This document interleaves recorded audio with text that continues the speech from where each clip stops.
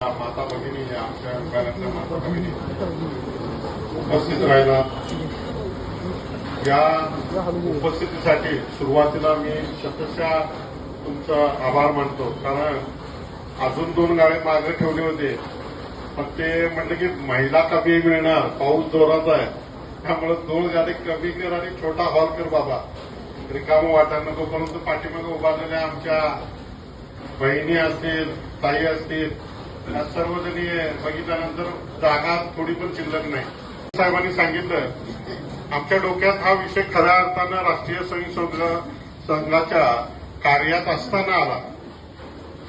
आम्ही संघाच्या वतीनं रक्षाबंधन केलं आणि पुरुषाने पुरुषाला राखी बांधायची, असा एक आगळा वेगळा उपक्रम संघामध्ये चालतो.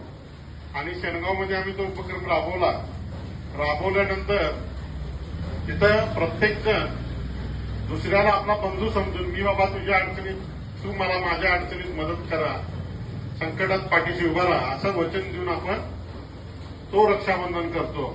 ते झाल्यानंतर नंदुदादा सातुसकरांच्या विशेष आमच्या बहिणाबाई रेणुताई मला म्हणल्या, दादा अनेक घटक राहतोय ज्याच्यात रक्षाबंधनापासून वंचित राहतोय आणि बऱ्याच वेळा अशा वंचित महिलांना